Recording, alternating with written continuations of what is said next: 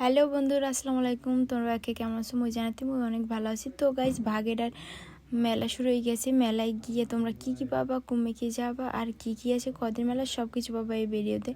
যাই হোক, 3 দিনের মেলা শুরু হয়ে গেছিলো। মুই খবর পাই এই চলে গেছি ভাগেরহাট। তো ভাগেরহাট গেট দিয়া তোমরা ঢুকতেই আশেপাশে অনেক দোকান পাবা, কিন্তু তোমরা যদি রাতের দিকে অর্থাৎ 12টার পর যদি কেনাকাটা করো তাহলে তোমরা একটু কম দামে কিনতে পারবা।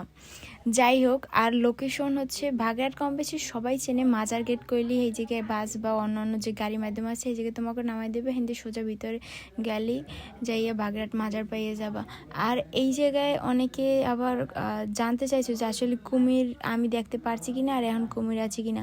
আমি আসলে কুমিরের সন্ধান করছি, কিন্তু কুমিরের সন্ধান পাই নাই। আর এখন কুমির কমে আছে কি, হ্যাঁ আপডেট আমার দ্বারে কোনো খোঁজ খবর নেই।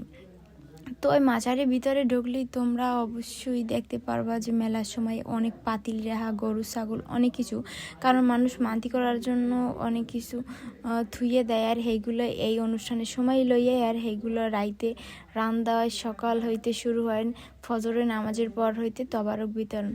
তো এই অনুষ্ঠানে কেটা কেটা গেছো আর ভাগেরহাট কেটা কেটা করছো কমেন্টে কইয়ে যাইও। আর মোর তো অনেক ভালো লাগছে দিঘির পাড়ে বইলে, মনটা তোমার এত শান্ত হয়ে যাইবে। আর এই জায়গায় যদি বাতাস খাও আরও বেশি ভালো লাগবে।